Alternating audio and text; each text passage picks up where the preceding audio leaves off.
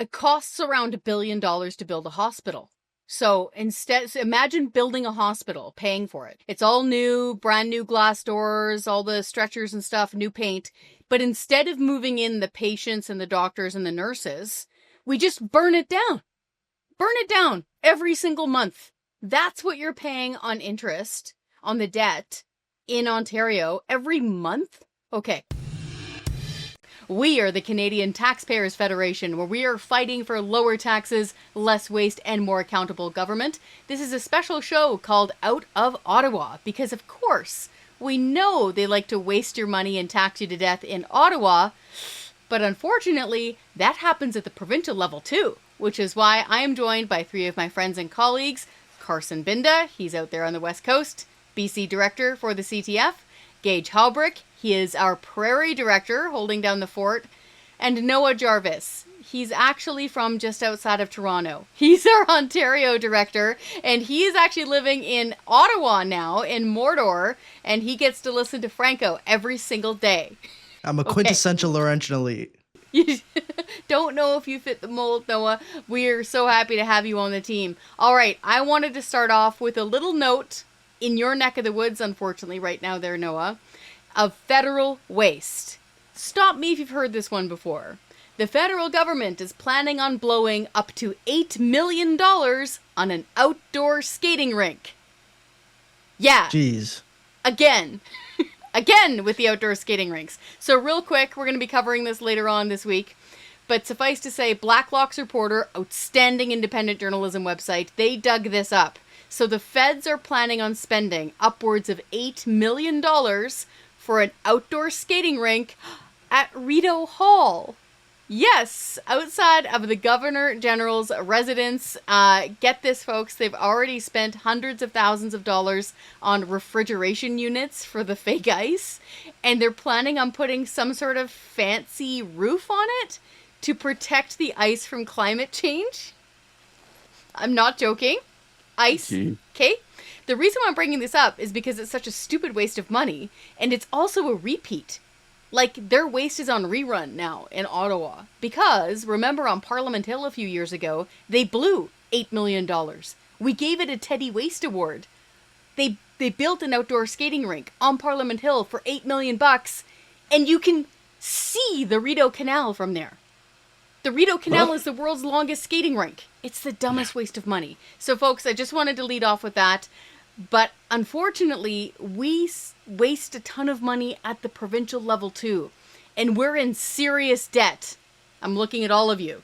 All of our provinces are in debt, right? Yeah, unfortunately. Oh, yeah. It's dumb. So, speaking of dumb waste, Carson, I'm sorry for laughing, but you've got one of the funniest waste stories with these wood leather soccer balls. But now you've actually got more data, like there's more numbers attached to these dumb things. What's your latest on this? Yeah, so just very quickly to remind our listeners and viewers, a few months ago, Premier David Eby and Agriculture Minister Lana Popham flew to Japan to the Osaka Expo and posed with these youth-sized wood leather soccer ball things. David Eby tweeted about it or posted on X, and it blew up. People were making all sorts of jokes about these wood leather soccer balls, because it's so bizarre, right? Wood leather soccer balls. So we filed a Freedom of Information request with the Ministry of Forests to ask how much they spent developing and manufacturing these wood leather soccer balls. Now, we talked about this on the show before because the Ministry of Forests, they wouldn't give the records to us. So right now, Devin, our legal eagle here at the CTF team, is still fighting away with the Information Commissioner to get the records from the Ministry of Forests. But in the meantime, I figured I'd ask the Ministry of Sports if they had anything. And Chris, what we found is going to blow your mind. Are you ready for this? In total, Premier David Eby spent $190,000 on these 3 wood leather soccer balls. You heard that right. $190,000. $63,000 for these 3 soccer balls. When you do the math and divide it out, that works out to roughly $63,000 per soccer ball. So I think someone needs to get the Guinness World Record Committee on the phone, because David Eby must have set the record for the most expensive soccer balls in history. Here's how that $190,000 breaks out. So the Ministry of Forests sent $134,000 to the University of British Columbia, my alma mater, to develop wood leather. Now, wood leather is this synthetic leather-based or leather alternative made from wood fibers, wood veneer that they grind down, reconstitute into this wood leather. Ministry of Forests, $134,000 to develop this.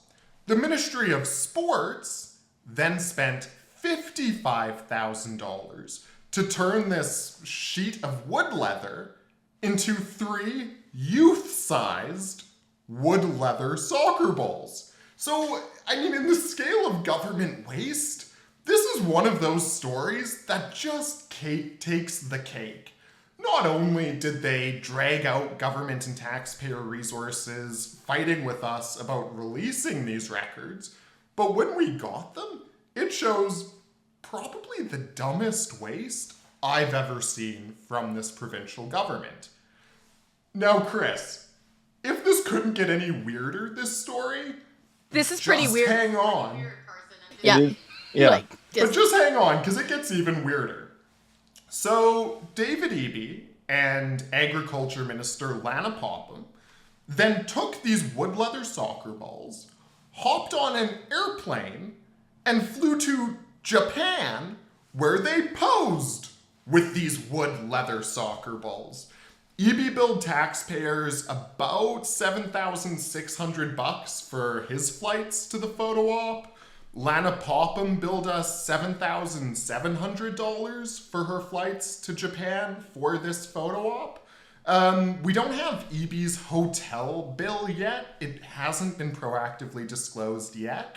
I assume it'll be in the next batch of proactive disclosures. Minister Popham's receipts were there. She was billing us $1,000 for a stay at the Hilton Osaka, a 5-star luxury hotel, when she flew to Japan for this photo op.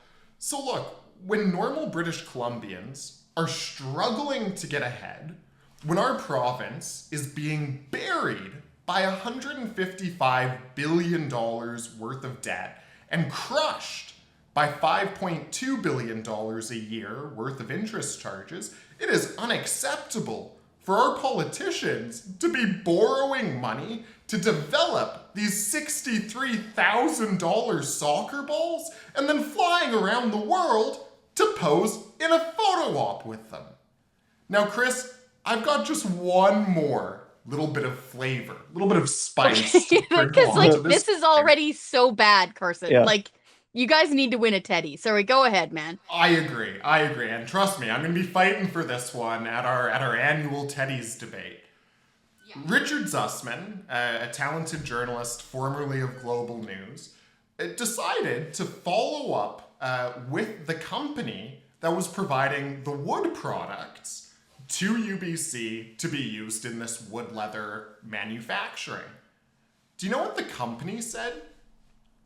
The company said that it's going out of business because the BC NDP's forestry policy makes it impossible for value-added forestry companies to exist in BC.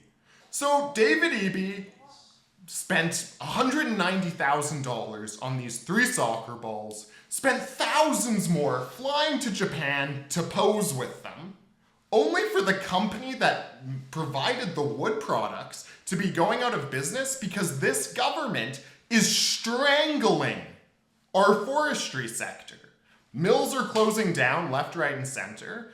The company that provided the wood products for this project going under, according to the owner of the company, because of this government's red tape and regulations. So this story it shows what we're dealing with in British Columbia. Our politicians are in la-la land while folks are being laid off, while families are struggling, and food bank lines just keep growing. That's insane. Goodness, Carson. Like, Chris, can I stop you there for 1 second? give her Gage. I'm So- kind of speechless, actually. That's unbelievable. Go ahead, Gage. So Carson, it's obviously ridiculous, and I don't think there's any defense the government could offer to make this make sense. But to give them a shot, what was the point of these soccer balls? What was there a point? Not as far as we can tell. So David Eby seems to be trying to position this as some kind of environmentally friendly alternative to leather soccer balls. Well, I've got some bad news for Premier David Eby. FIFA, the international body that governs soccer, hasn't approved leather soccer balls since I think the 1980s. So this is finding a solution to a problem that doesn't exist. At the end of the day, this was an expensive photo op that cost British Columbians hundreds of thousands of dollars for absolutely nothing. And it's worth noting that while Premier David Eby was in Osaka posing with these wood leather soccer balls, every other premier in the country and Mark Carney were in Saskatoon at a First Ministers meeting where they were discussing major projects across Canada. Now we have David Eby saying he wasn't consulted on various major project proposals. Well, Mr. Premier, you skipped the meeting to pose with your leather soccer balls in Japan. That's not on anyone but yourself. The story We never should have a ceases to contest amaze. where we all please. take a shot and drink every time Carson says wood leather soccer balls. Yeah, because I- we'd all be loaded. yeah, Yeah, And for go the ahead, record- alcohol poisoning right there. Noah. What were you gonna say, Noah? Yeah, I was just saying, like, the story never ceases to amaze. I mean, $55,000 just to make 3 youth-size soccer balls. Imagine if they'd gone all out with the adult-size soccer balls. You know, like, I'm pretty sure it must be cheaper to make a ball out of pure gold rather than, out of this wood leather that clearly costs thousands of dollars just to make one ball. And the cherry on top is, hey, the BC government says, hey, we want you to give us the material to make this wood leather soccer ball product thing, and then we're also going to regulate you out of business as just a big middle finger to you at the end. So I mean, Carson, you did amazing work taking this all up, but probably one of the most ridiculous stories of the year. Yeah, it's right up there.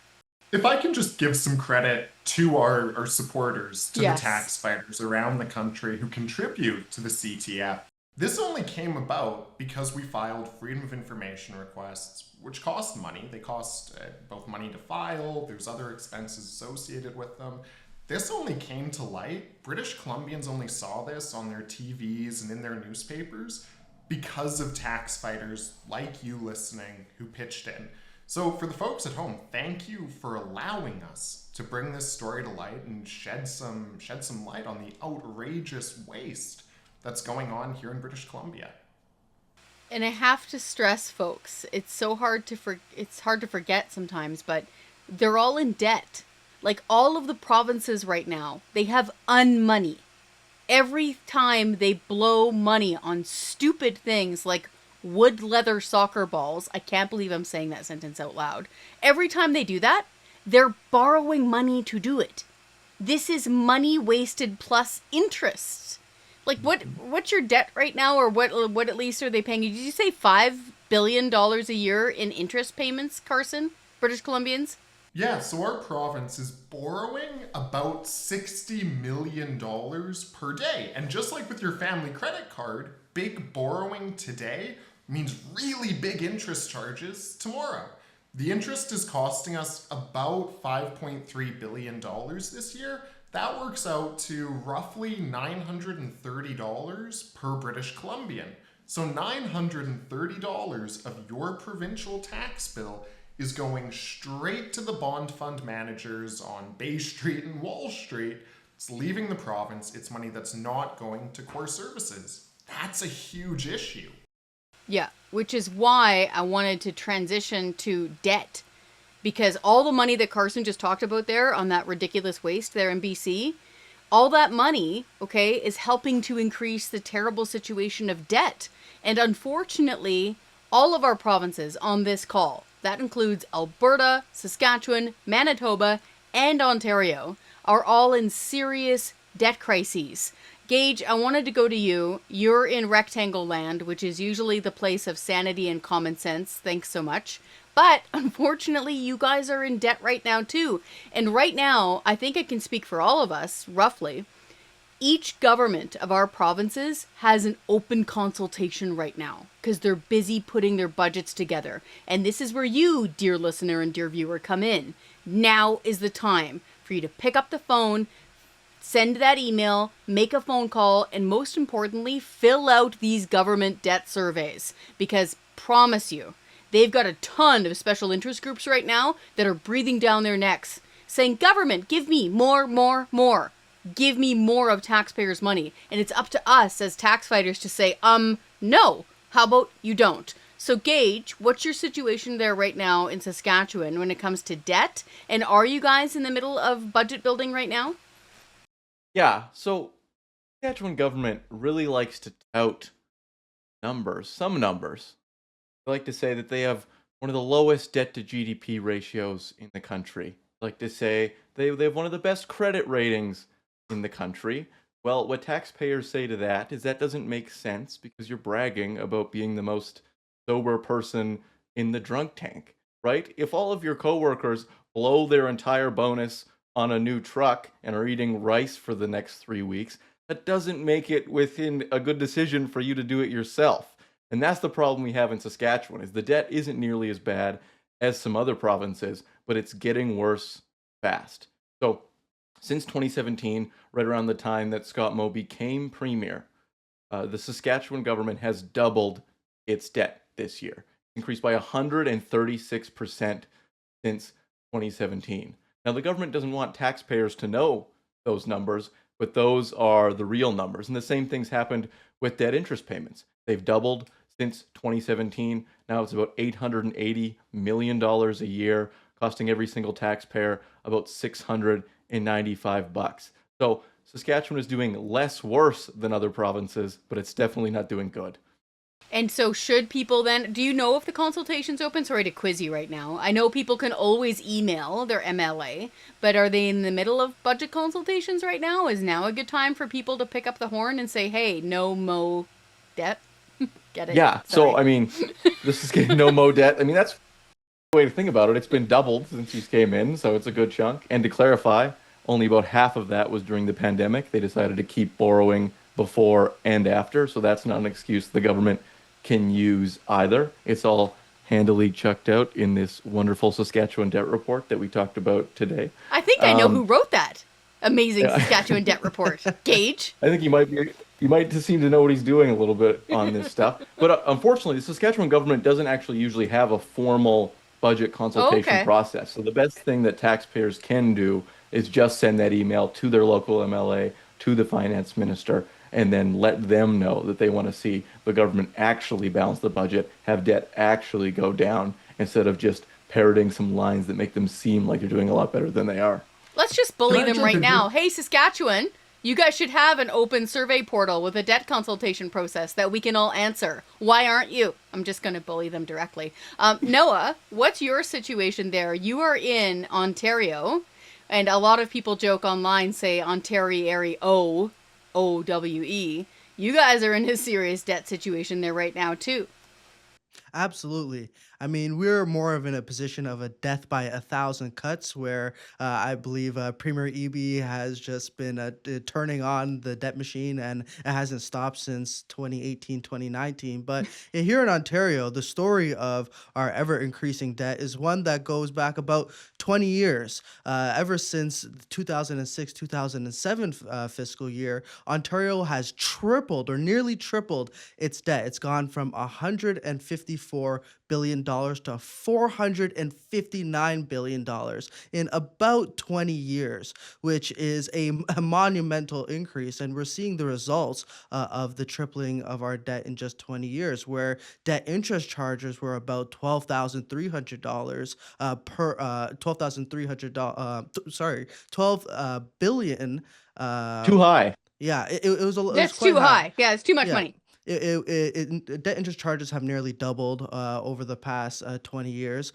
Debt per person has gone up about 125%. So we're seeing that the Ontarians are facing an ever increasing debt burden. And we recently commissioned a poll from our good friends at Léger, who give us some great results. They found that 75% of Ontarians are concerned with our debt interest charges, which this year they're at $16.2 billion, which works out to be about 1.35 billion every month. 75% of Ontarians say they are concerned about this issue. So overwhelmingly, Ontarians, they want to see debt interest charges come down. They don't want to be paying thousands of dollars worth of their sales taxes and their income taxes going towards bondholders on Bay Street. They want that money to actually go towards tax cuts and go toward funding the core services that Ontarians rely on, like in healthcare and education. But instead, we have governments who have continued to pile on debt, continue to overspend, and not be tactful in cutting government waste, therefore leading to this tripling of our debt. Under Liberal and Conservative governments, the two parties, they like to point fingers at one another, but this ever increasing rise in our debt was highlighted in our 2025 Ontario debt report, which I don't have handy with me. Gage came more prepared with the props today, but it is all outlined there, and you could check it out. I think Gage sleeps with it under his pillow, like he just cuddles it at night because of all the work that he put into that one. I think I've got copies of every report. Oh, go ahead. Sorry. What? I was going to say, I think I've probably got a paper copy of every report I've ever written back there in a folder somewhere. I'm just an old man. I love that. Like I bet you it's in like chronological order too. Yeah, mine aren't. Noah, sorry to quiz you, but what did you say it is per month? The debt interest charges per month are $1.35 billion. I know you guys come from provinces where that number seems astronomical, but that's just a yearly fact of life here in the province known as Ontario. So we're really swimming in the debt in this province, and it doesn't seem as if this is a recent thing. Actually, it's been going on for 20 plus years now in this province. You know, I lived in Ontario for a long time because I worked on Parliament Hill for a long time, largely as a journalist with the press gallery. And I remember back when it was Dalton McGuinty, who was the Ontario Premier, and then Kathleen Wynne, who's the Ontario Premier, and people were freaking out, not just about hydro costs, which was a big deal, but also about spending and debt. So I remember full well when Premier Ford talked about being better with money. And yet you're still telling me that you guys are paying more than $1 billion a month on debt interest? Absolutely. Premier Ford, if you recall, in 2018, he was appalled by Kathleen Wynne's government's 2018 budget, which estimated about a $14 billion deficit. Now, through different changes in the estimates, it ended up being $8 billion deficit. But this year, the Ford government is running a $14.6 billion deficit. So the same thing that he was so appalled about back in 2018 when it was under the Liberal Party's governance, he is all openly promoting and supporting. He says that this budget is generational and it is the thing that's going to protect Ontario. Well, last time I checked, adding $31.6 billion to the provincial debt this year isn't actually protecting the province. It is further burdening the future generation of Ontarians with an unsustainable amount of debt. $1 billion a month, folks. More than $1 billion, okay? Just to put that into perspective, it costs around $1 billion to build a hospital. So imagine building a hospital, paying for it, okay? 1.3 billion or whatever Noah said there. It's all new, brand new glass doors, all the stretchers and stuff, new paint.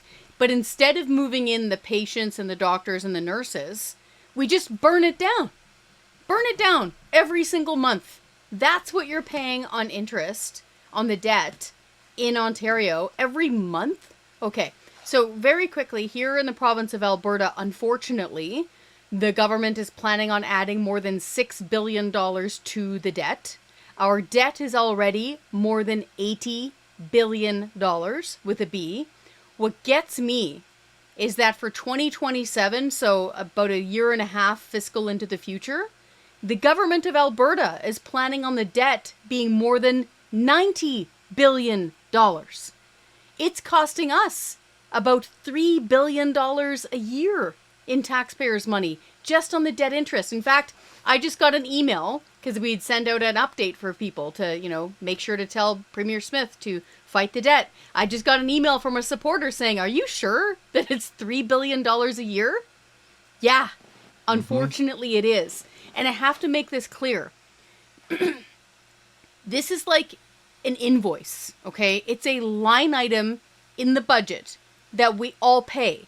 This is not some wizardry, economics, fungible, blah, blah, blah, differential, right, Gage? I'm looking at you with your econ degree. This is something seems we right. pay every year. No, I mean, like, it's ridiculous, and that's the problem with all these governments, right? They're talking about, oh, we need to spend more on this or that, but fail to account for how much they're borrowing is increasing those debt interest payments.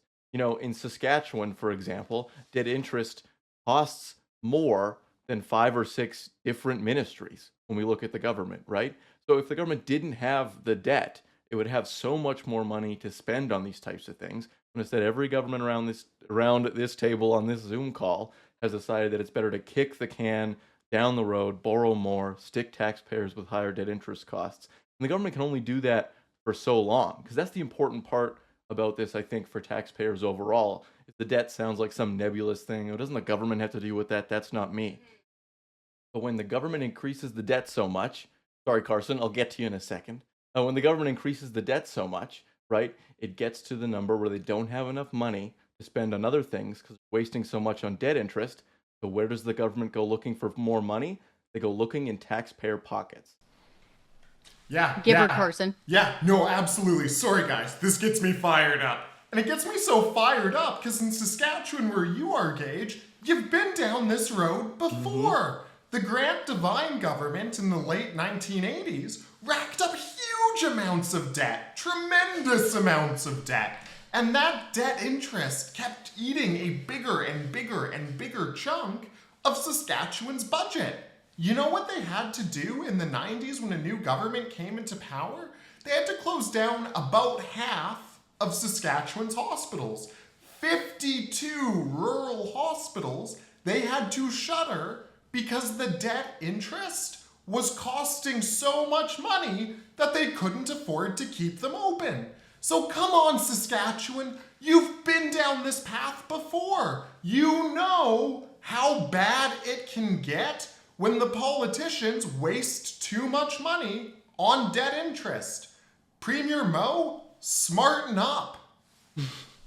Yeah. We had a similar story in Ontario back in the 1990s where Yep. our one NDP government in the history of Ontario under Premier Bob Ray came in and just basically doubled the debt. And we had to elect a government under Mike Harris who had to make significant spending cuts. We didn't have to shut down half of the hospitals here in Ontario. I think pretty much the entire population would have rioted. But at the same time, the government had to make these significant spending cuts, and they put Ontario on the right track going into the 2000s. They helped to basically stop the growth in Ontario's debt. They helped to bring down debt interest charges as a share of the total budget and really put Ontario on the right track going for the next 10 years until around 0607, where just spending continued to outpace the amount of revenue they were bringing in. And now we're seeing the same consequence as we did back in the 80s and 90s, where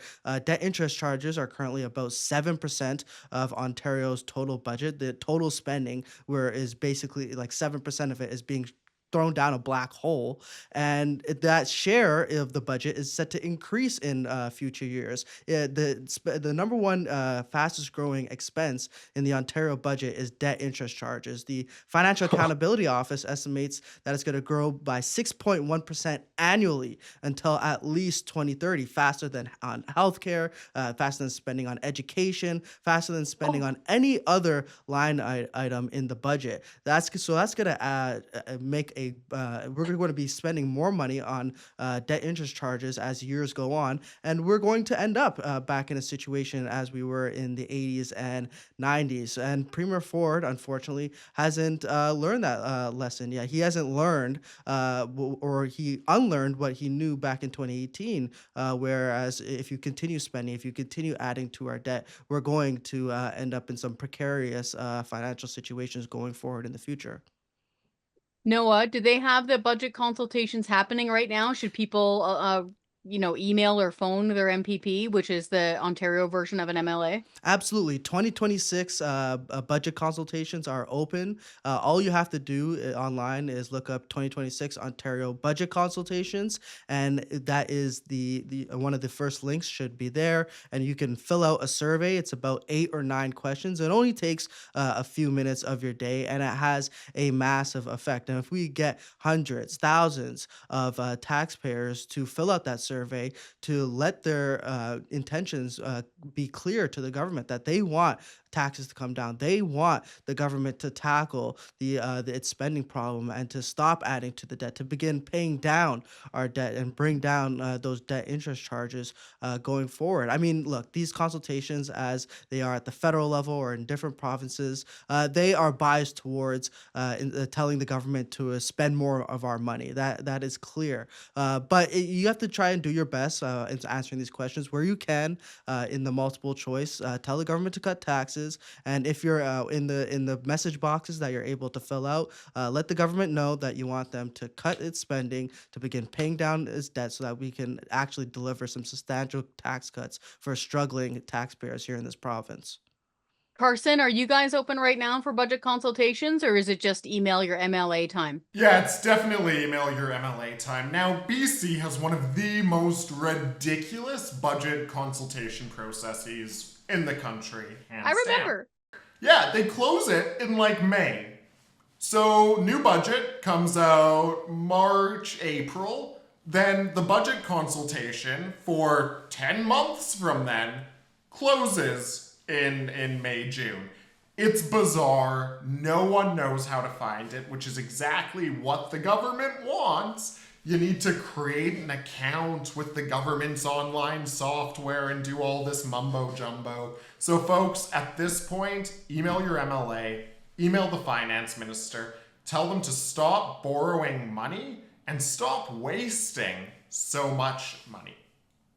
You know, I will say, I've noticed that retro things are in again, vintage things are in again. You kids seem to like, watching shows that are based on the 80s and 90s. We need to make fighting the debt cool again. That's what we need. I hear a lot of people talking about the good old days of the common sense revolution under Mike Harris. I hear a lot of people here in Alberta talking about the late, great Premier Ralph Klein when he held up the sign in 2004 saying paid in full for the debt. I know our Premier right now, Premier Daniel Smith, is a huge fan of the late Premier Klein. We have to make fighting the debt cool again. And it's up to all of us, okay, as tax fighters. We have got to be the change we want to see in the world. So what y'all should do is do exactly what these gentlemen all just said. Email your MLA, email your MPP, fill out that budget consultation survey, phone into talk radio, write a letter to the editor. In fact, call your local MLA or your MPP's office and tell them how important fighting the debt is to you. And here's a little insider tip. Tell them you feel so strongly about this that you will door knock about this issue in their riding with 10 friends in the next election. I promise you, you'll get their full attention then. In the meantime, head on over to our website, taxpayer.com, sign the petitions that speak to you, and you'll be part of the tax fighter army. And could you do us a favor? Could you spread this message around your circle? The best way to do that is to like this video on YouTube, subscribe to this channel, and share with people who need to know.